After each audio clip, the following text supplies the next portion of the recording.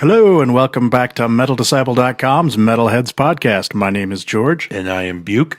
And we are back once again after yet another untimely break. Self-imposed by nobody. By nobody. Nobody. By motherfucking nature. By Mother Nature. George and I were ready. We had a band lined up. Yesterday, Saints were going to come in and join us. And then dumped a bunch of snow here. Yeah, the worst snow of the year just happens to land on the day that yesterday's Saints are supposed to be here with us. So we tried to reschedule with them. We couldn't get anything worked out before they're going on tour here in a couple days. They're going to be gone out for the rest of March. So we're going to try and get together with them again when they get back, maybe in April. So I know we mentioned it last time, but unfortunately this episode, no Yesterday's Saints. But we will be getting with those guys because they rock. So we're back, and we are here in our new redesigned studio that you've put together here. Of course, this is an audio podcast, but George has adorned the walls with Man of War posters, brought in some nice old amps that look pretty sick. Look at those couple vinyls you got framed on the wall. Yeah. Man, this is nice. And thank you for the arrogant bastard I'm drinking now. Yes, that's right, you arrogant bastard. You'll be drinking later when we go up to Baltimore. But thanks, and glad to be doing it again with you, brother. Yeah, good to have you back. So, I don't know, maybe like a month ago. No, don't even say a month ago. This was probably 2 weeks. And knowing you, I can just assume you've dove in head first is an understatement. Oh yeah, I am Mr. Obsessive Compulsive. When I sink my teeth into something, I don't let go. I like hold on to it, and I'm like a rat dog. I'm like, arr, arr, arr. You little honey badger. Exactly. I don't give a fuck. No, but however long it was ago, a couple of weeks, a month. Buke sends me a text, and he's like, hey, check this out. And it was for an app called Tidal, Tidal. And it's like Spotify, but for lossless quality music. Yeah, because the Spotify only goes up to what? Extreme 320. Yeah, at best you're getting 320K out of there, which is better than like, iTunes and things like that. We've talked in the past about the sound quality war and how, there are people out there saying, look, don't settle for MP3s. You're not getting the full sound quality. And of course, as vinyl listeners, we tend to agree with that. And I've dabbled with lossless formats in the past, but they were expensive and they take up a lot of space. Yeah, space was always my problem. Yeah. And so I was just like, whatever, this is good enough. Well, good enough is not good enough anymore. Not anymore. I started listening to some music on Tidal, and I was like, I was trying to compare, because it's like $20 a month for Tidal as opposed to $10 a month for Spotify. So I'm like listening to stuff on Spotify and then listening to the same thing on Tidal. And I'm like, is there a vast, huge difference? Depends on the song. Some things, it was minimal that I could tell the difference. Mm-hmm. And some things I was like, wow, that is definitely way better. Just like some things on vinyl. I've got some records and I'm like, did they use a copy of a CD to burn this vinyl? Yeah. But what really put me over the edge, I was driving in the car and I was listening to that last Volbeat album. Okay. And I was listening to my favorite song on that album, The Nameless One. Fucking love that song. And I'm like, yeah, all right, this is cool. My radio, I had it up to like 11. This one goes to 11. But, it goes much, much higher than that. But that's the volume setting in my car. It was at 11. And it wasn't probably not loud by most people's standards. But that's about as high as I could get the volume before it really kind of started distorting. And I was like, oh, well, let me see if this is on Tidal. Lo and behold, it is. So I pull it up. I start playing it. I'm like, oh, well, that sounds pretty good. I could probably turn that up a little bit. Turn it up to 12, 13, 14. I'm all the way up to 18. Wow. Okay. No distortion. It was to the point where it was so loud my ears were hurting, but the sound quality had not degraded. Wow, that's impressive. I was like, damn. Okay. No fucking way. Yeah. Yeah, fuck you, MP3. Be gone from my house. So I went back home. I was still using the trial at that point. Yeah. I immediately signed up. I drank the Kool-Aid, and I immediately started re-ripping my entire CD collection as FLAC lossless files. Now, it's probably been 10 years since I ripped the bulk of my CD collection. It has. And back then, I ripped everything at 128K, which is just horrendously awful. At the time, space was at a premium. and I wanted to fit everything onto a hard drive. Well, I just recently, like a week ago, picked up a 6 terabyte drive to now house all of this re-ripped music. So I think I got plenty of room. But like I said, it's been 10 years, so the majority of my music collection is in 128K. I've been periodically ripping like the Metallicas and the Megadeths and things like that at 320K. So I can get a little better quality, and I had intended to go through and do that for the majority of the albums that I actually like. And to show you how much you've become hooked, we will mention an album when we get to the news that contains a lot of tracks. And you went ahead and you downloaded that. Yes, I did. So we'll get to that. And it's on my phone even. So I've started re-ripping my collection, and it's funny because I stopped collecting CDs about 10 years ago. You know, I'd pick up the occasional CD, but mostly I would buy things on iTunes or get them through, from the record labels and things like that. And then, of course, I started collecting vinyl. And so, I had my digital format and my vinyl format. Now, as I'm going through and re-ripping all my CDs, I'm thinking about all the albums I need to get on CD now. Oh, man. I stopped collecting CDs because of space. Because I have so many CDs, there's like no room for them anymore. Likewise, vinyl, I really kind of have to start to put a halt on it because I'm running out of room. The wife's getting angry with all the vinyl I got. But we are taking a trip after we're done here. And you know what? I'm going to be looking for vinyl and CDs. Wow. But I don't want to pay for CDs, okay? Because, granted, at least they take up less space. I have the resolution to this. George, your old house, you had a basement studio. Let's get the studio back together here in the basement. Let's get our favorite bands to come in. Let's get yourself some master recordings in your hand. Yes, that's the only thing we can go from here. If you could have the master tracks in your hand to edit them as you please. That'll be my retirement collecting when I'm old and I can go out and go to auction and buy Led Zeppelin master tapes. But no, CDs are obviously a higher quality than MP3. Because I've been buying the majority of my music as MP3 for the last decade, there's major albums that I don't have on CD that I would like to get the CD for cheap.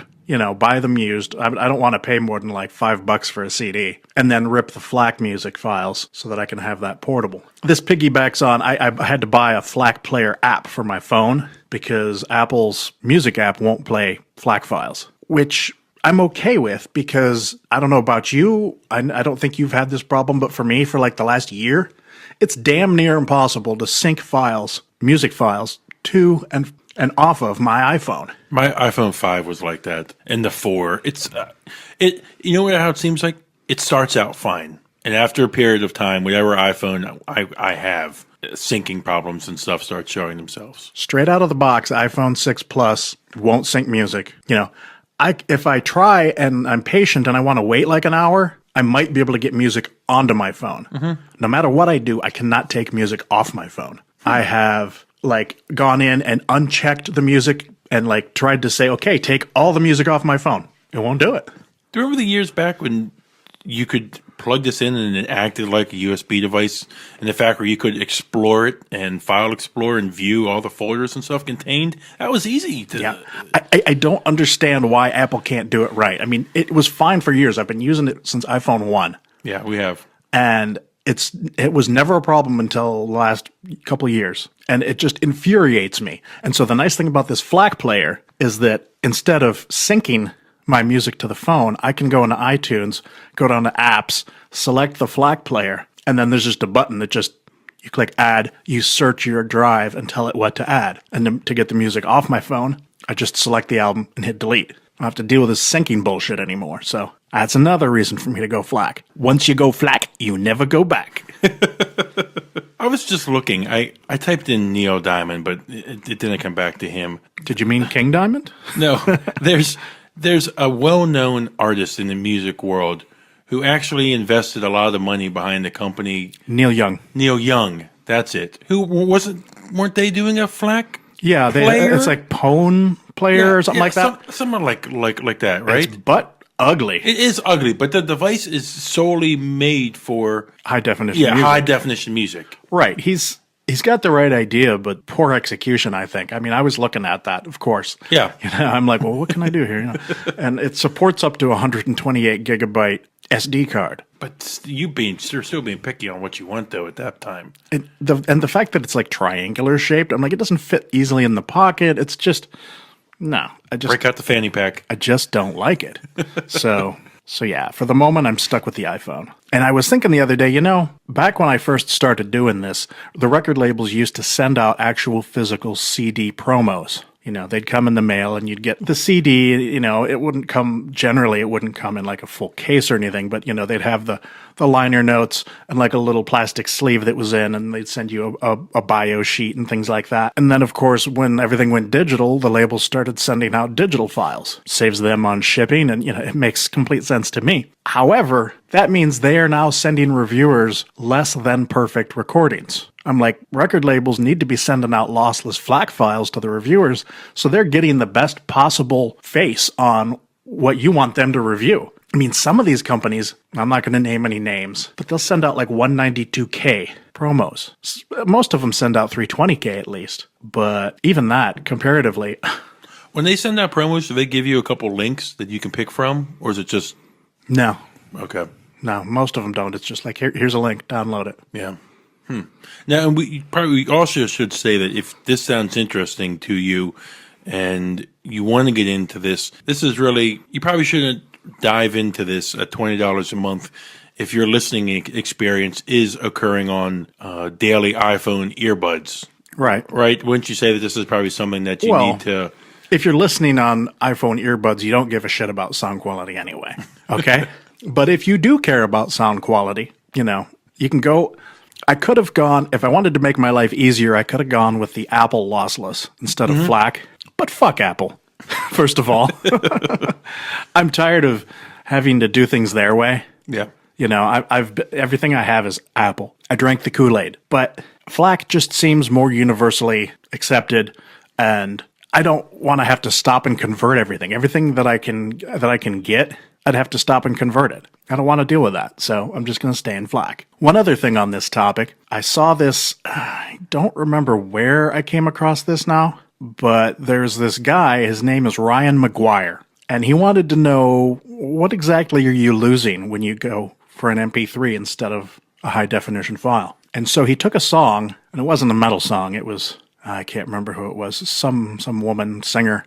He took her song, and he converted it from a lossless format to an MP3 format. And I don't know how he did it, but he captured everything that was lost, the audio that was all cut when it was converted to MP3. And he played this track. And you can listen to the song, and all you're hearing is the stuff that's been cut. And you're like, damn, there's a lot of, it's kind of creepy sounding because like this like like you can't make out the words. But you probably bundle that back into But there's like a lot of the beat is gone and like the music and parts of the vocals, and it's just like, wow, it shows you what you're losing when you convert to MP3. So you can go online, look for Ryan McGuire Ghost in the MP3 and check this out. It's pretty amazing. He'd be a good guest to get on and speak to about this. Be pretty interesting. Yeah. Changing subjects, I recently got fed up with and canceled my Revolver subscription. Fuck Revolver. I was catching up on my back issues. I subscribed to Metal Hammer, Terrorizer, Revolver, and Decibel. The American ones, obviously, kind of lame compared to the British ones. Yeah. But Revolver, I just couldn't fucking take it anymore. First of all, they're Golden Gods awards that are fucking a joke. They're not even any metal bands. And I was going through their like best of 2014 list, and it was all Pierce the Veil and Black Veil Brides. Korn, right? Yeah, there was nothing actually fucking metal in this magazine. I was like, okay, I'm fucking done. I'm fucking done. This guy's fucking suck. Decibel at least has some metal in there. It's not as good as the other two British magazines, but it's still metal. This Revolver, fuck you, Revolver. You fucking suck. And there's kids still who picked it up and look at it, and that's shaping them and with their, idea of what metal is. Yeah. My daughter won't be reading them. No. So I was driving home the other day and I was listening to Eddie Trunk on the XM radio, and he was talking about bands that use musicians off stage, like extra musicians. Like I think his example was Kiss. Some bands, you record an album, and when you record an album, you layer tons of guitars and keyboards and drums and whatever on there because you want to make this album sound badass. When it comes to recreating that live, it's not always something that 4 or 5 or 6 people can do. So it makes sense that, you go out on tour, maybe you bring an extra guitar player or a keyboard player that's not normally a member of the band or whatever. That's accepted if that's what it takes to play this live. But then there's bands, and this has been going on for years and years, they'll have somebody off stage or underneath the stage playing or singing or whatever that people don't see. And I just don't understand why you do that. We talk our music? Yeah, I mean, like, Kiss and hard rock bands anyway. I saw fucking Kiss at Rock am Ring. Was on Palladia a couple weeks ago. They must be the most boring fucking stage show. Yes, flashy lights and stuff going on, but they just stand at the fucking mic. I wanted to tell you that. I know you like them when you're a fan, but they just stand at the mics the whole time and just sing. It must have been the song I was watching. Yeah, well, I don't know. It's actually one of the better stage shows I've seen. Yeah, the show behind them is amazing. Yeah, no, it's good. The point was that apparently I sort of veered off from his point. He was talking about this. I guess the point was that apparently Kiss had backing tracks playing while they were playing a live show, like in Japan or something. My thing is, if you can't play it and you need the backing tracks, don't fucking play it. Right. And that's a separate issue, using backing tracks. I'm okay if you're a 4 or 5 piece band and your album has an orchestral intro. Obviously, you're not bringing an orchestra on like tour Jimmy with Borgir. You. Yeah, okay, so you have to play a backing track there. But like vocals or guitars or anything like that shouldn't be backing, Okay. Hire somebody. But it just really kind of bugged me. I'm like, why would you have somebody playing and not put them on stage? What's the, what kind of I think they're ego? trying to keep that illusion alive. Yeah, that ego. It's Oz. We do this. The 4 of us are doing this, and this is our sound, and nobody else is helping. Fuck you. If you have to have a second or a third guitar player on there to do, just put them on the stage. Imagine being that guy, that third or fourth guy. No, just stay under the stage. Yeah. Just redheaded stepchild, stay down in the basement and play down there. I just don't get it.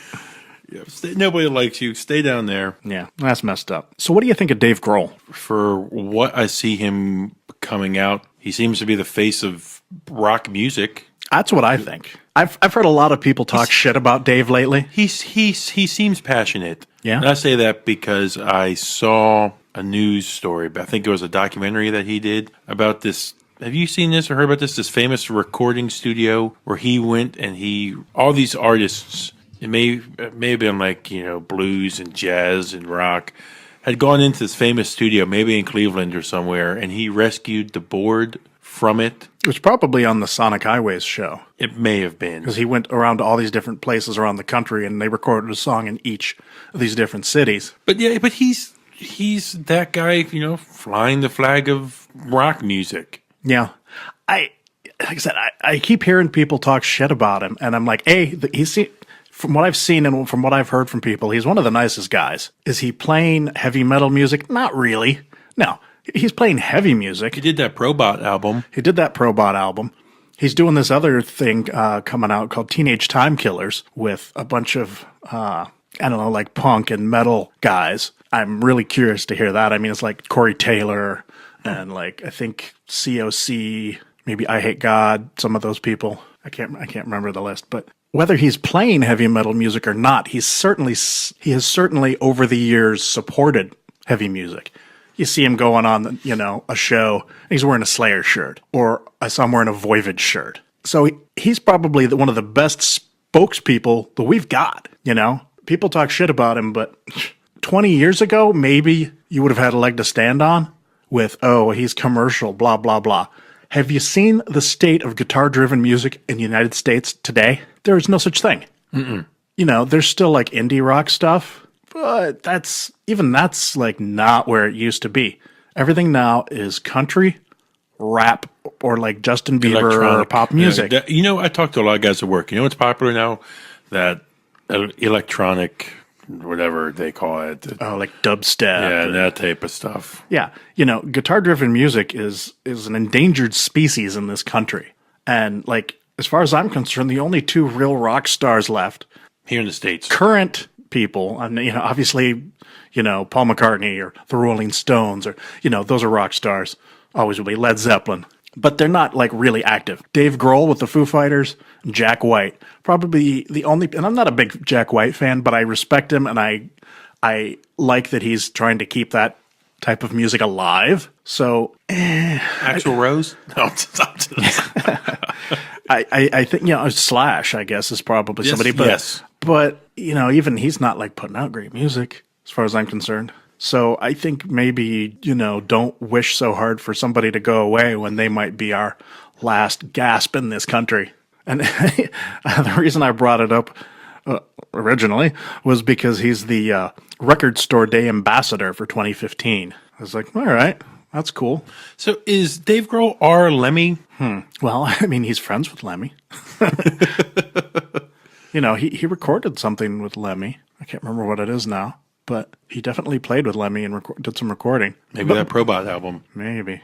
Something more recent. But anyway. Anybody, I'll say it again, anybody flying the flag for rock music, he goes on the late night talk shows. He does all the interviews and stuff. He's in documentaries and stuff. Mm-hmm. If he's out there doing it stronger than anybody, then we need him. Yeah. It can't hurt. People call him pretentious, and I'm like, I just don't see it. Passionate, yes. Pretentious? No. No, definitely not. Speaking of Record Store Day, Slayer's going to be releasing a 7-inch single, When the Stillness Comes, backed with Black Magic Live. You going to be picking that up? Yeah, the art on it looks pretty sweet. The inverted cross on it looks pretty sweet. And, it's Record Store Day, so yeah, I'll get on it. Even though it's their first track off, it's one of the tracks off their new album. Yeah, a teaser. Yeah, and we also found out that Metallica is going to release No Life Till Leather? Yeah. On cassette. On cassette. The original demo tape that started it all. They're going to put it out on cassette for Record Store Day. Have you gone back with, what is it, Nuclear Blast? Some of these labels have been releasing, cassettes again. I don't get it. Okay, I don't get it either. I'm like, it's got, the people that are buying this have to be the kids that grew up today where there were no cassettes. And they're like, ooh, it's so retro to go buy cassettes. Do you think they're buying them to listen to? Or are they buying it just for the factor? I don't get it because, frankly, of all the music formats that I've ever encountered, cassette tapes are the worst. Yep. The last cassette, I bought a couple Dio at our local record shop, just they were like 50 cents each. Mm-hmm. And my coworker, my good friend, gave me a bolt thrower cassette. Would I love to listen to it again just to hear that cassette sound? Yes. Do I have a cassette player? Could I put my hands on one? No. Yeah. I have a dual cassette deck, like stereo rack mount kind of thing, somewhere in a box around here. I don't really have anything to hook it up to. If George says, put your hands on a Super Nintendo or anything, I could go within 30 minutes find one. Cassette player. Do they even come standard on stereos you buy now? No. Yeah. So, some kids somewhere are thinking it's trendy to buy cassette tapes. And having lived through the cassette era, I'm like, just don't do it. Get a vinyl. At least it's a format that sounds good. I still have probably 600 cassette tapes in a box in the garage from that era that I didn't get rid of just because I'm sentimental. I want to go through and I put pictures of the vinyl that I buy up on Instagram. I want to go and just snap a bunch of pictures of the old cassettes. Just at Metalheads Podcast. Yes. And I want to put those up there just as a little bit of cassette porn for the kids that are into that. But God, I wouldn't ever want to listen to that again. That's fucking horrible. A cassette does not sound. Did you used to know the times though on the cassettes? Yeah. Yeah. Oh yeah. I'd be like, oh yeah, man, Master of Puppets is 27 minutes on this side. And, Rain and Blood, when I bought that, it was so confusing because I was like, man, look at how big this is because there was a lot of tape on there. That's because Rain and Blood, they put the whole album on both sides of the tape.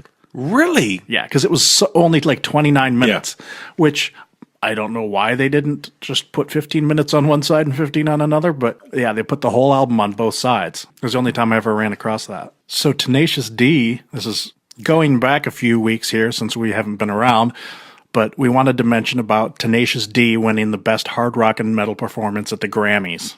That was kind of cool.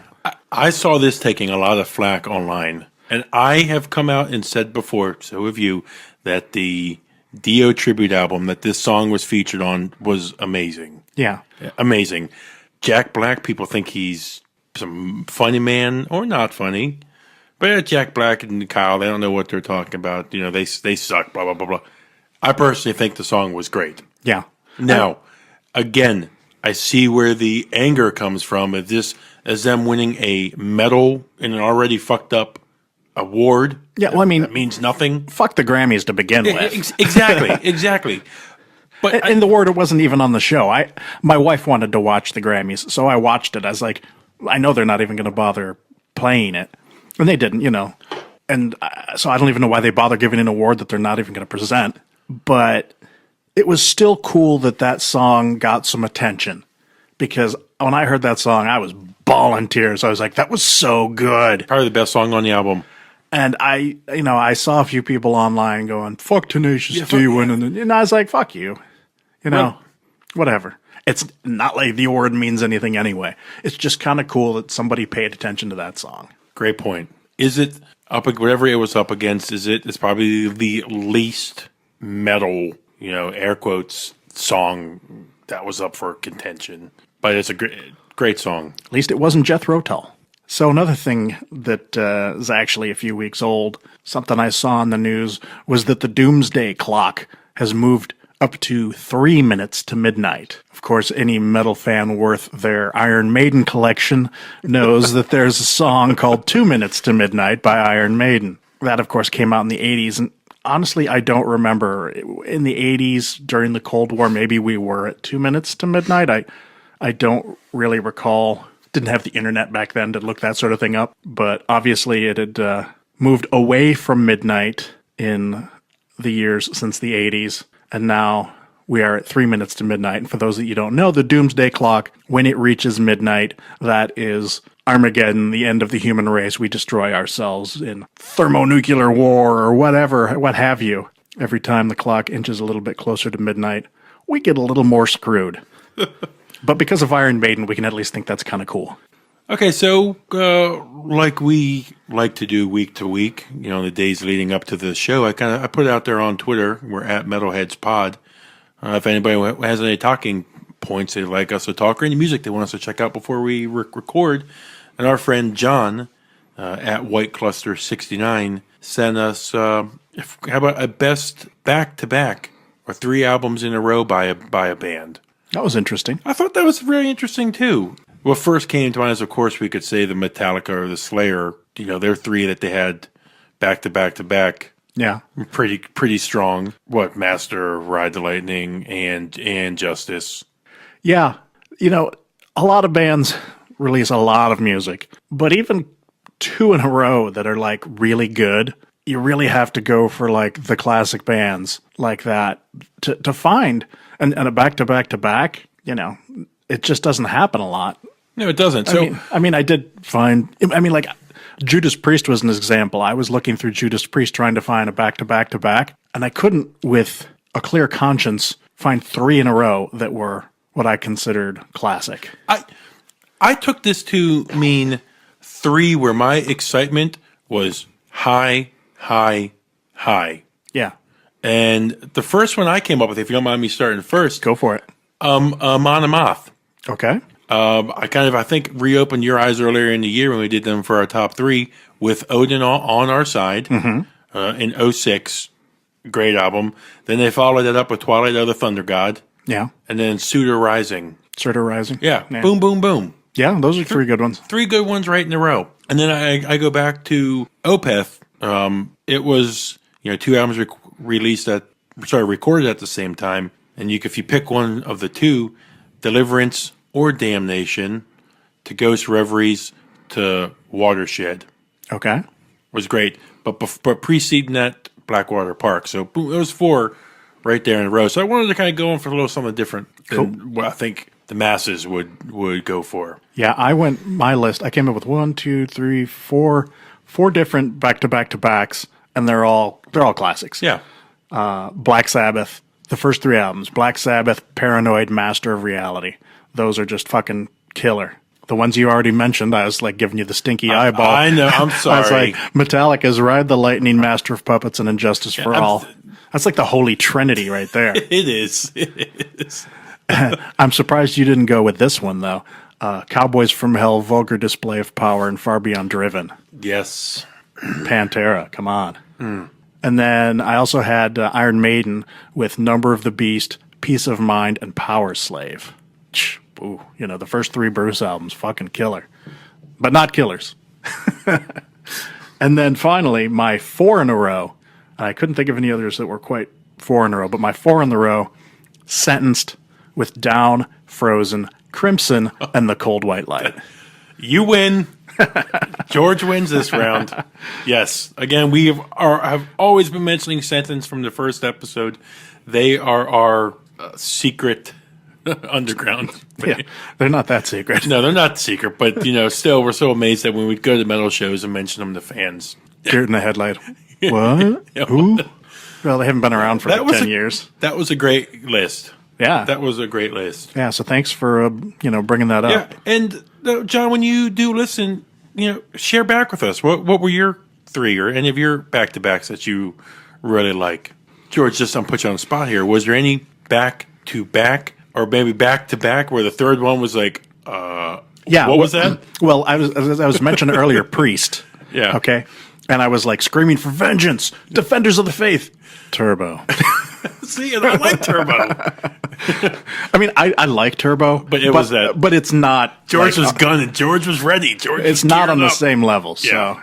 All right. Well, we have a band for you this week, despite the fact that we don't have Yesterday's Saints. We do have a different band for you. I heard from this band a couple of weeks ago. Their name is Crescent, and they hail from Cairo, Egypt. Badass. That's fucking awesome. I love me some Middle Eastern extreme metal. Pretty much everything that I've heard out of there is pretty fucking awesome. It's really cool. So these guys wrote a couple of weeks ago and were like, hey, you can do a review, the typical stuff that I get all the time. And I was like, well, I'm not really writing these days. I've been so busy with other things and I'm redesigning the site and I just haven't been writing. Other than the year-end list, I haven't done anything in like 4 or 5 months. But I'd sure love to put you on the podcast. And they wrote back and they were like, yeah, play some songs on the podcast. So, like I said, this is Crescent. They're like a blackened death metal band from Cairo, Egypt. This is their first album called Pyramid Slaves. We're going to play you a song from that album now. And in fact, it is the title track, Pyramid Slaves. Check it out.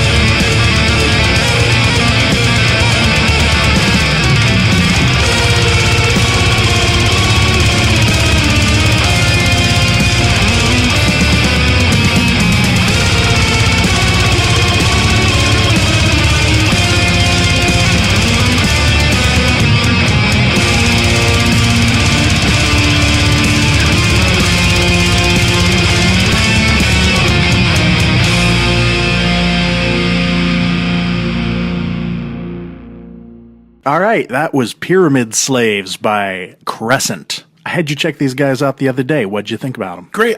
When I first heard where they were from, I thought Nile. Yeah.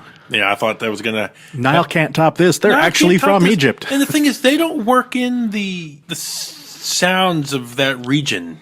Well, the instruments I think Nile does. I think they do. They just don't do it in a stereotypical sense. That that's Nile what does. I was trying to go with. That Nile's an yes. American band going, "What's Egypt like?" I don't know. It's probably I think Nile kind of rides on that too much sometimes. Yeah, I mean, maybe These guys are just kind of natural. I mean, I'm not saying that Nile doesn't do their research or anything. I'm sure they do, and it's probably at least based on something traditional. Yeah. But I would almost be a little disappointed if Crescent played that up a lot, I'd be like, oh, well, that's the easy win there, going for that, So to do what they're doing, the music's pretty fucking brutal. The music is brutal. And I love the music. The vocals are just like, bah. Well, you just heard them, know. It's pretty fucked up shit. So these guys are pretty awesome. Check them out. You can pick up their album on Bandcamp for much less than you'll buy it anywhere else. It's like $7, I think. Stick around to the end of the show, and we'll play another song off Pyramid Slaves. So I messaged you, what was it, 2 weeks ago? Yeah. I asked you if you had seen this news, and you were like, what the fuck? What the fuck? Yeah, WTF. Yeah, this is the announcement that Bruce Dickinson of Iron Maiden is battling cancer. Yeah, that was just about, okay, fall down on the ground, go fetal, and just... If you've seen that picture of... It's like a drawing of go fetal, cry... I can't remember how it goes now, but I mean, I didn't get all worked up because it was like the prognosis is good. Yeah, it's good. It was like a tongue yeah. Cyst or something. As somebody speaking from personal experience, not with cancer, but who's seen an oral surgeon repeated times for procedures, speaking with him about this, he says a lot of these things, and what Bruce had was a lesion or something on the back of his tongue. Mm-hmm. It was caught, removed early. He's gone through 7 or 8 rounds of chemo now. I thought they said 3. Oh, I saw longer. But I thought it was like 7 or 8 weeks. But it was 7 or 8 weeks. But yes. like 3 rounds of chemo. Yes, 7 or 8 weeks, yes. But the prognosis is good. They expect a full recovery. And just like in any of these things, it sounds like it was caught early. Yeah. And, Still makes me nervous, man. We lost Ronnie. To lose Bruce this early, I mean, he's not that old. No. That would just suck. So, Bruce Dickinson, be well. This one hit you harder than Dio? Gosh. Well, only from a standpoint that he's like 10 years younger than Dio, So, in terms of importance, well, yeah, I mean, as far as heavy metal vocalists go, I would say Bruce Dickinson is probably my favorite living heavy metal vocalist. So, yes, that would hit me very hard. Yeah. So, our thoughts are with you, Bruce. And I heard that the material for the new album has pretty much been finished. Yeah, that's what Nico said. But they're just kind of sidelining it, of course. They're waiting to see what's up with Bruce. They had it in the can apparently already done before they found out about his condition. And so then they backburnered everything to wait and see because they want to be able to put out the album and go on tour. And so they're waiting for Bruce to be ready to be able to go on tour. Just think right now, who's battling Tony and Bruce? And who knows who else? Yeah. 2 of the metal fucking greats.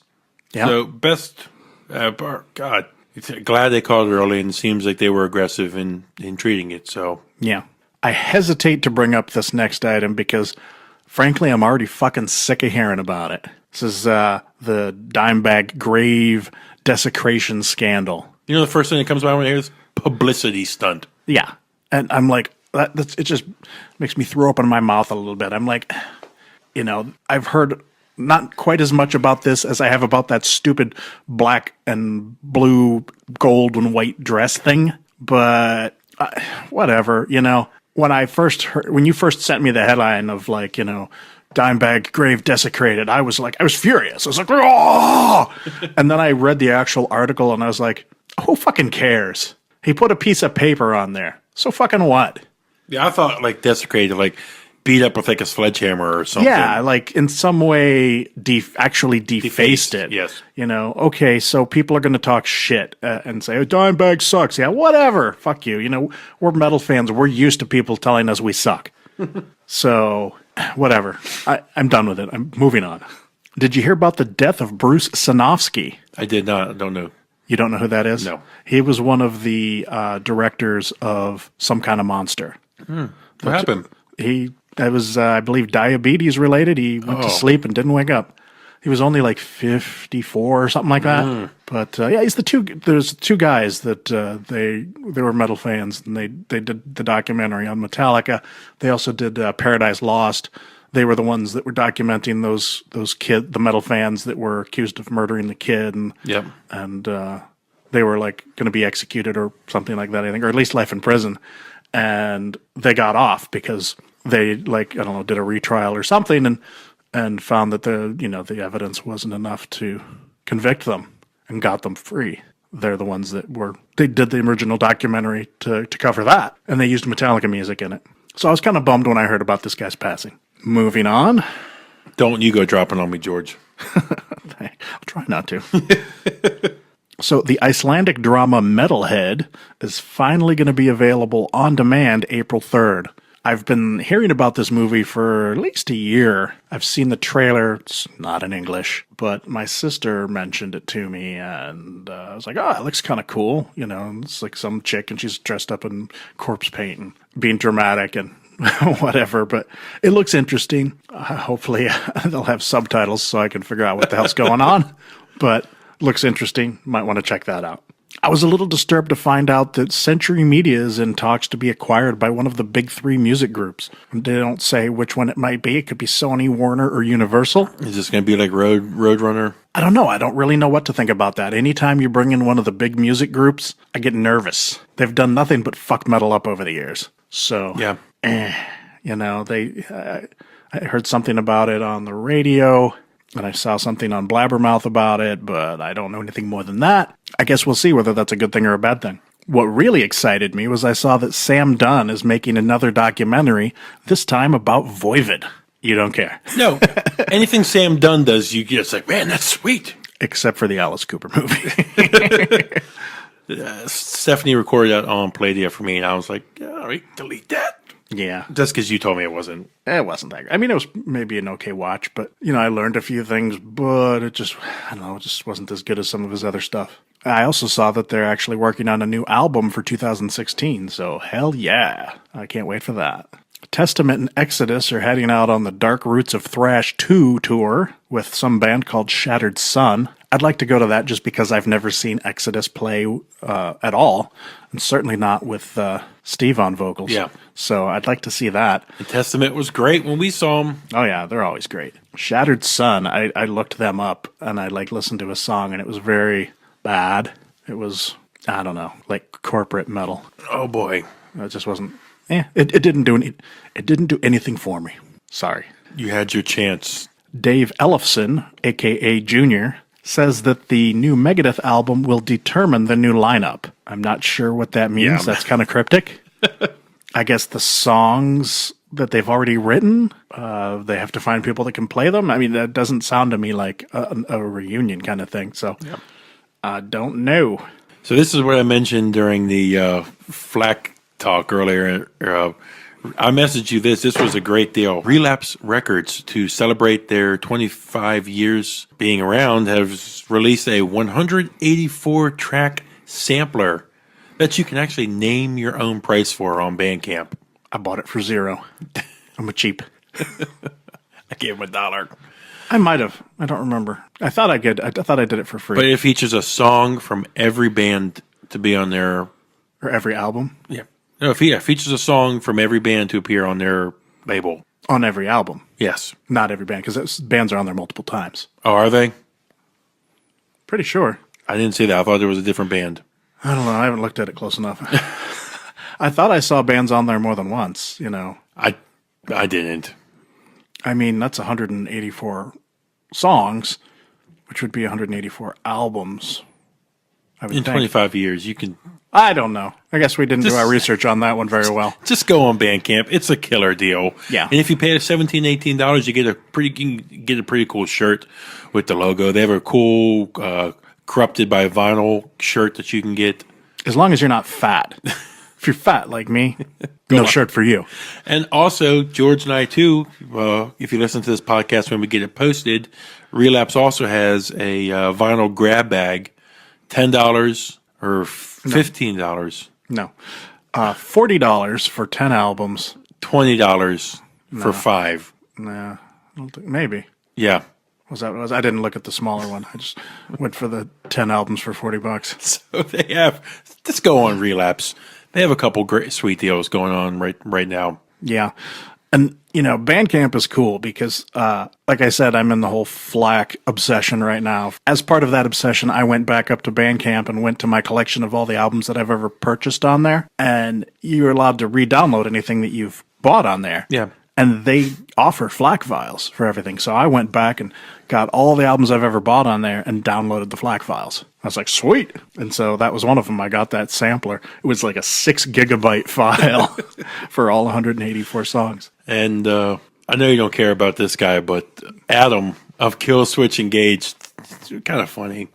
He went on the Price is Right, and he won it all. He won his game. He won the wheel to go to the showcase, and he won the showcase. That's wild. That's awesome. As far as I'm concerned, that's the best thing he's ever done. Moving on, Dimmu Borgir just announced that they have started pre-production for their new release, tentatively due by the end of the year. Given their last couple releases, I'm not so excited for this one. I am. I don't know what you're complaining about. Everything they've done in the longest time has been awesome as far as I'm concerned. Ever since Death Cult, they lost me. Nah. I thought that last album was awesome. Motorhead is also supposed to have a new album out this fall. I was going to say Moorhead, as you wrote on my script. It does say Moorhead. Forgot the T. Oops. Yeah. So, we've been talking about concerns about Lemmy's health, but I guess he's not so bad off that he can't record a new album, which, it seems to happen like all the time. Yeah. It's probably every couple of years, but hey, I'll take it. More Motorhead, please. Now, this is my favorite news that we have here. Thrash band Warbringer, who we thought may have been breaking up after a couple of members left, are back in action. They have a new lineup, and they are going to be touring and writing for a new album coming up. Hell yeah. That's awesome. Yep. We interviewed John Keeble. Yep, John downtown. Spent a couple hours with him. It was a great time. I really want the best for these guys because they're just a great thrash band. Yeah, I like them a lot. So all our best to them. Yeah, best of luck to you guys. I'd been hearing that Metallica had been working on a new album, and they were just kind of like non-committal and like, yeah, it'll probably be next year sometime. Maybe we don't know when we're going to have time, blah, blah, blah. But they said that the other day that they've got almost 20 songs written for the new album, which doesn't mean a lot. They've written 20. They'll whittle that down to 10. Then they still have to record it. As far as I can tell, that just means they've written them, that they probably demoed them, but they haven't done the recording yet. So it still probably won't be this year. But at least they're making progress. Not even in December? Doubt it. Yeah, because with them it's a big production. Yeah. Now, I saw this news, and I was wondering if this was that big of a deal.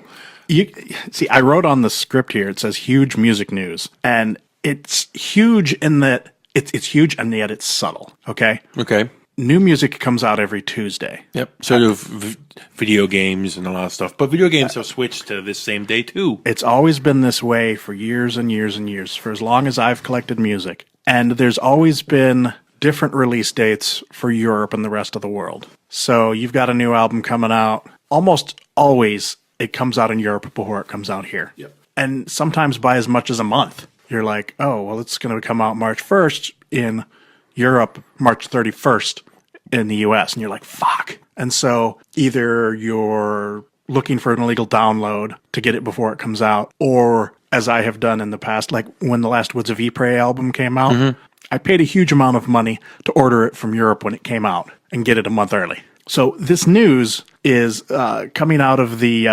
IFPI, which is the International Federation of the Phonographic Industry.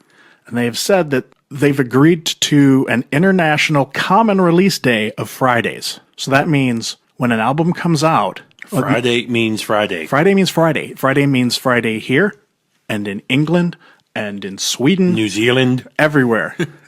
Because they're hoping that this will cut down on pirating by giving everybody the option to get it at the same time. Now, is this huge in an impact on music listeners? No. But it's definitely a big restructuring of how music is released throughout the world. The cool thing about this is that everybody all at once can get on that hype train. Yeah. Everybody can find an album, pick it up the same day, can talk about it, promote it, and all is one. Yeah, I don't know why we didn't do this years ago, but it's going to take some adjusting for me. I mean, like Tuesday, that's my thing. Music What's Tuesday releases? Yep. is like, now I got to wait till Friday. End of the week, new releases on Friday. I can deal with that. But apparently this is going to switch over and start happening sometime in July. Yeah. So be looking for that. And speaking about July and our final news story, Randy Blythe from Lamb of God has said that his book, his Dark Days memoir, will be released July 14th. I'll be picking that up. I'll be picking it up too. It's a look into his arrest and trial for the death of the fan. Yep. It's over in Prague. Czech Republic, yeah. Yeah. Yeah, it should be interesting. Apparently Randy says he didn't hold anything back, so be interesting to see what was in his head Yeah, at that definitely. time. So how about some new releases, buddy? All right. Well, there's not too many this week, but there are a couple of good ones on here. First one is A Forest of Stars and their new album, Beware the Sword You Cannot See. Did you listen to this one at all yet? I did. What'd you think? No, it's different, but nothing was standing out for me now. There's another one on here that excited me more than this one. I really like the music on it. I'm not that big a fan of the vocals. They're harsh, but they're kind of buried. I mean, there's so much cool going on with the music. If they could have just spent a little more time making the vocals stand out, I think this would have been a phenomenal album. But I'm with you. Because of the vocals and the way they are, take it or leave it. This next one I know that you are definitely not on board for is the new Leviathan album, Scar-Sighted. You know me well. I've never really been a fan of this guy either. This is brutal. This is really...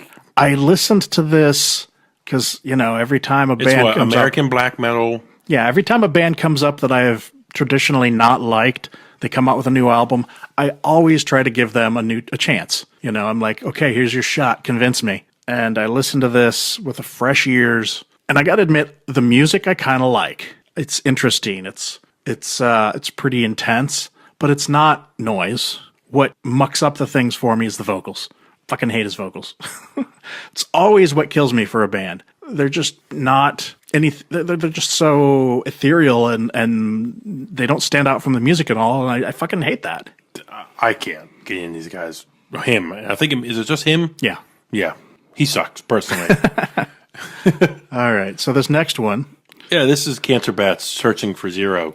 I'm surprised when you said how much you liked this, because I've played them for you in the past, and you hated them. This album, it's, quickly trying to put my hand on something. It's just like a hard rock, if that makes sense. Well, honestly, they used to be very Every Time I Die, with the really screechy, can't stand it.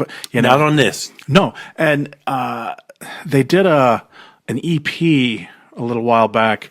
I think it was Black Sabbath covers. It was called Bat Sabbath, and he sang differently on that than they normally did on their previous albums. And I was like, I kind of dug it. Yeah. And so I went into this one going, well, let me see if and he does sing differently. He doesn't have that quite so screechy voice. I never heard it once. No. And so I haven't listened to this but once yet. But yeah, it's not bad. It's not bad at all. That's probably my favorite on here. And actually, this next one, Enslaved, their In Times album released this week. Yeah. Upon hearing this, I was like, hey, send me some Enslaved so I can check out more. But on second and third listens of this, I've heard what you talk about. His vocals are still... They just grind on me. Yeah, screechy. I like the music a lot, and I really have a great respect for Enslaved. But I've always had a little bit of trouble getting into the harsh vocals because they're just kind of wet sounding. I like a more dry... His are... It's... Yeah. It's like, you hacking something up there? What is going on?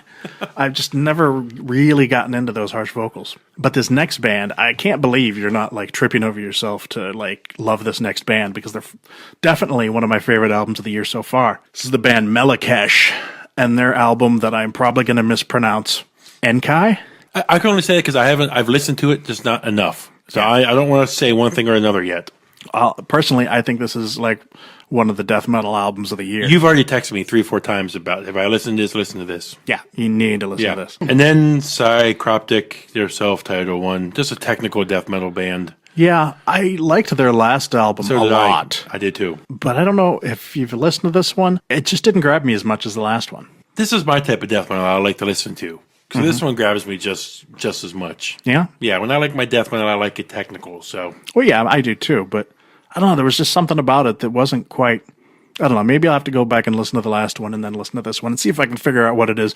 Maybe I just haven't listened to it enough yet. But on the whole, I think they're a cool band. So last night I said, hey, Buke, what should we do for our top 3 this week? And he has a knack for coming back at me with things that I'm like, hell yeah, let's do that. He's like, let's do Candlemass. You and I have both been on this classic doomy sound. I mean, I'm a huge Candlemass fan. That's, We're not going to match. We're not. But my third, we never do. Nope, we never do. Want me to start, buddy? Go ahead. My third, this one I like a lot. This one I probably more recently have played a lot. This is their, let me just check the year here. This is their 2005 release. They're self-titled, Candlemass. Really? The Return of Messiah. Exactly. It opens up with that track, Black Dwarf. Yeah. It just hooks you right from the start. I'd considered listening to that again. I did a little quick, spot check of some of the albums to make sure I was writing what I was thinking, and I didn't hit that one because, well, basically I didn't go that new. But yeah, I should have considered it. Number 2, Ancient Dreams. Okay. Mirror, Mirror, A Cry from the Crypt came out in '88. And number 1, which are probably I can't say no because you and I. Nightfall. Yeah. Number 1. Okay. Yeah. At the Gallows End. And then Samaritan. The greatest video in all of heavy metal, Bewitched. You are bewitched. He busts out of a casket. It's I can laugh and die laughing now. You want to have yourself a laugh tonight whenever you're listening to this. Just watch this video. But yes, that's my number 1 And album. the guy that filmed that video was A, member of Bathory. Okay. And B, he's gone on to be like a huge international director. You got to start somewhere. And if it's in the cheesy music video, you got to. Yeah. But hey, Nightfall was '87, considered by many their best. Considered by many. Damn it. Okay. No. Okay. George has never won follow trends. Oh, I am. So my number 3, Ancient Dreams. Okay. And when I went back to listen to this again, I was doing a little reading on it, and the band hated this album when it came out because the production was fucking horrible. And I was lucky enough to listen to what I believe was a 2011 reissue. Okay. And they've really fixed that album up because it sounded amazing. It was very punchy and crisp and clear. And I was like, oh yeah, that's why I love this album. Ancient Dreams, number 3. Number 2, I'd really be surprised to put in an album that doesn't have Messiah Marcola on it. Yet, that's exactly what I'm doing at number 2. This is their first album, Epicus Doomicus Metallicus. Nightfall was the first album that I ever listened to by Candlemass, which is, of course, their second album. But Epicus Doomicus Metallicus, I got that shortly thereafter, and I don't know if I didn't notice or just didn't care that it was a different singer, because it's definitely a different style. If you listen to Solitude, you can't tell. But it's just a fucking amazing album. Solitude, A Sorcerer's Pledge. Demon's Gate, Crystal Ball. Yeah, it's a fucking phenomenal album, even though it's not Messiah Marcola. And even, the Robert Lowe albums, I considered giving a little love to those because while, to me, Messiah Marcola is Candlemass, Robert Lowe, formerly of Solitude Aeternum, is a fucking phenomenal singer as well. And I don't want to give the impression that I'm dissing him in any way. But top 3 is top 3. Number 1, Nightfall. Okay. I had you going. You did. How could I not go Nightfall? Come on. Like I said, Nightfall was the very first album by Candlemass that I picked up. And I picked it up in 88. Was it based on the album art? Because it's a cool album art. I bought it on vinyl. In 88, I bought it on vinyl. It was the very, very first Candlemass, bought on vinyl. I never got it on... Do you still have it? Yeah. Wow. Yeah. I had to listen to it on vinyl for years, for like 10 years before I finally found it on CD and picked it up.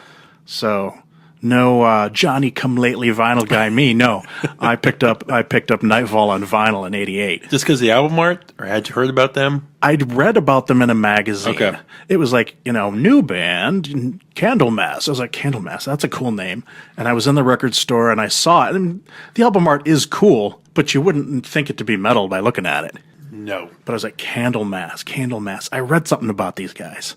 And I picked it up and I was like, holy shit, what an album. So there you have it, top 3 Candlemass. We need to have a little theme music that we come up with for this next segment, The convincing Buke. Like a music. Da, da, da, da, da. It's time to convince Buke. Da, da, da. Something along those lines. A jingle. A jingle, yeah. So convincing And then Buke. have like a music bed playing under this as we... Yeah. So weeks ago, like 2 episodes ago, I challenged Buke to get into some black metal, because he's always talking about how much he doesn't like black metal. So I gave him the band Dawn and their album Slaughter Son, Crown of the Triarchy. And I posted 3 songs onto our Facebook, and he had to check those out and come back and say whether or not he was convinced that this was some good black metal. So I hand it over to you. I'm just look at you crossing your arms. I will say this. I listened to a 2011 reissue. Cleaned up. Yeah. Okay. The blast beats hit me in the face. Dude, this is like so dissection-like, though. It is. And you like dissection. And I do. And I'm telling you, the thing I like about this is the vocals. And I listened to it again at work last night. The vocals, again, are not that screechy black metal from the stuff that I've heard that turned me off before. Sure. This is that you hear that atmospheric, sounds with it. It's epic. Yeah. And It's given this is from the 90s, the fact that this sounds this good, it's tragically underrated. Yeah. Prior to you asking me to listen to it, I had never heard them. So, George, this 3rd or 4th round of Convincing Buke, you win. Thank you, sir. Score a point for me. You win. This is a win for you. I'm not saying we're going all black metal yet. Oh, you're going to get there. You're going to be asking me for Dark Throne anytime now.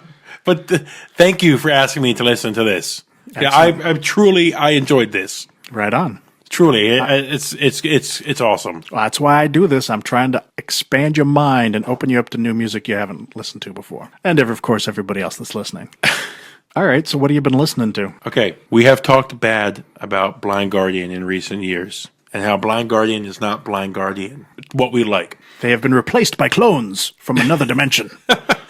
They're not the same, and I've been waiting to record this episode to come hype these guys, but Blind Guardian has fallen off for me. They used to be a band I really liked a lot. Then their most recent releases, this year, it was kind of... It's not bad. It's not bad, but it's not the Blind Guardian we like. Well, I found it. Yeah. And they're from Israel. Yep. And they're the band Desert. And their album about to come out, Never Regret. Indeed. This album is Blind Guardian like we like them. Yeah. I thought you might get into that. Their last album, I was like you are right now. I actually haven't really listened to this new one yet. We will play it today going to Baltimore. But when their last album came out, they sent me a promo, and I was like, holy hell. I mean, that was the real deal. And so if it's anything like that last one, I can understand why you're so fired up. Take like the good parts of Sabaton, again, Blind Guardian, and the guy, again, from the Middle East. The accent on his voice and his singing, oh man, it sounds awesome. Yeah. Oh man, I'm loving this album. Right on. Again, Desert, you see, I'm getting so excited. Desert, Never Regret. These guys are awesome. Check them out. Definitely. So my band this week, I came across them sort of by accident. As I mentioned, I was on Bandcamp going through and re-downloading all my old purchases in FLAC format. And on Bandcamp, when you're on the download page, it's like waiting. You're preparing the files for download. And then when it's ready, there's a download link and you can hit the button and it downloads the album. And at the bottom of the page, they have this you might also like. And while I was re-downloading some of my Woods of Ypres, the home single, at the bottom of the page, it listed a band called Adora Vivos. And Adora Vivos, for those that don't know, is a song from the Woods of Ypres, Gray Skies and Electric Light album, which roughly translates to Worship the Living. So I was like, meh? Adora Vivos, right? What is that? So I'm like, are these like, are they influenced by Woods of Ypres? And so I look them up, and well, obviously they've got to be. Adora Vivos is, if you Google Adora Vivos, it's all Woods of Ypres. It's not like people say that, use that Latin saying for anything else. And you look at their influences, and they do list Woods of Ypres as an influence. So I was like, well, I'm going to definitely check this out. And I ended up buying the album on Bandcamp. And it's only, I guess, an EP. It's like 5 songs. It's not exactly Woods of Ypres worship. It is a like proggy death doom. There are some clean vocals that are definitely reminiscent of Woods of Ypres, kind of deep and clean. But then the rest of the music, you wouldn't mistake it for Woods of Ypres, but it's still pretty cool. And so, it's funny how one thing leads to another. A song turns into a band name, and voila, I have made this connection that I wouldn't have previously made. So it was definitely pretty cool. You can check them out on Bandcamp. It was only like a couple bucks, I think, to pick up the album. So I recommend checking it out. What's your classic for this week? We may have covered these guys, and I think you may have done their first album. So if you covered their first album, and I'm now doing their third album, Forgive Me. I was looking up the history on my phone here while you were talking. This is a 93 release from a band where their style changed to death and roll, as they would must be entombed. It's entombed. It's Wolverine Blues. Right on. You gave me this album years ago. The first one you gave me when we first started hanging out and we were burning CDs and trading music. This is the first Entombed you started. And you gave me so much music then. It kind of just fell by the wayside. Right. Not on purpose. I was just, when you're overloaded, you don't know what to really listen to. Sure. And in our vinyl buying that we've done, you posted again on Instagram at Metalheads Podcast, you bought the Entombed AD vinyl. Yeah. About a month and a half back. So I was like, man, I've never really listened to Entombed again. Let me go back and check these guys out. Well, this is almost a little stretch, but that kind of cancer bat sound now, heavier is what I heard coming through in this. I love Wolverine Blues. It's awesome. Hands down my favorite Entombed album.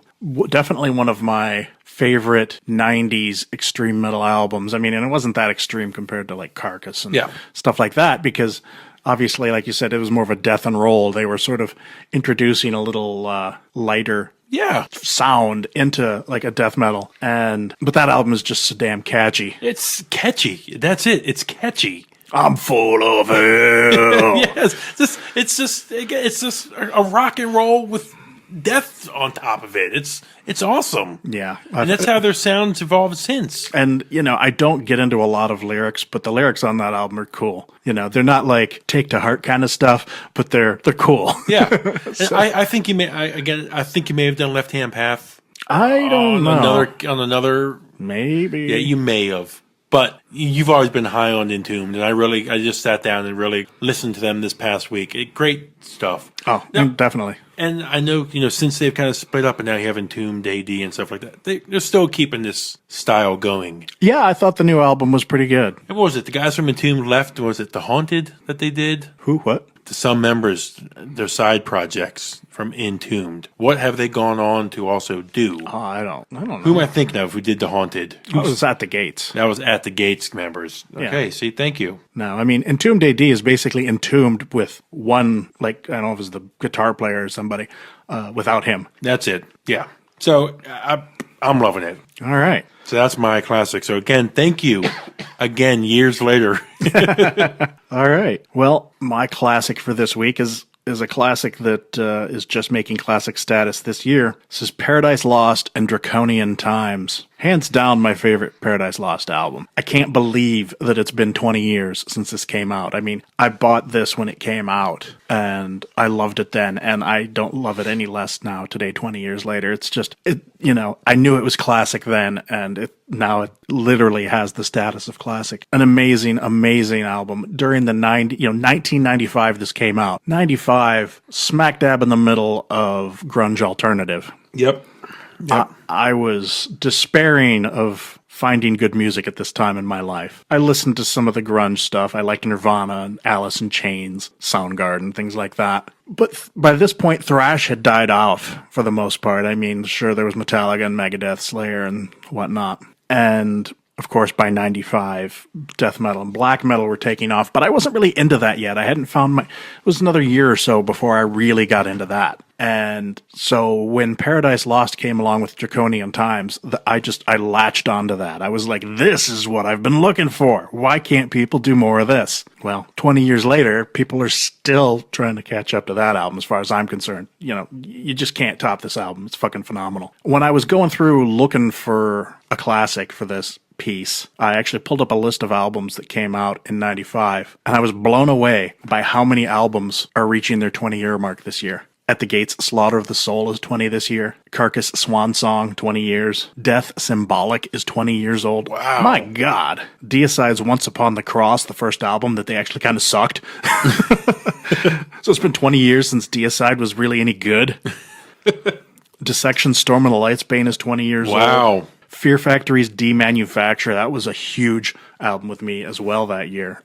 Moonspell's Wolfheart, 20 years old. Opeth's Orchid is 20 years old. Sentenced, Amok, so the last album before Villa joined. Before Villa joined, yeah. It's just, Unleashed, their album Victory is 20 years old.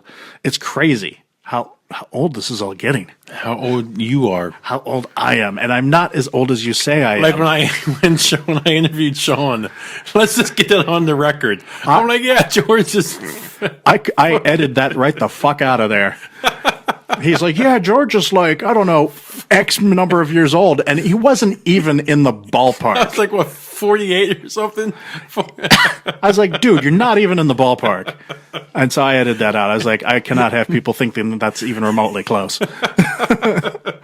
It's like, dude, how long have you known me? Do I really seem that old? Yeah. George is the creepy old guy hanging best friends with someone 20 years younger. Jesus Christ. People are going to be asking you if I molested you.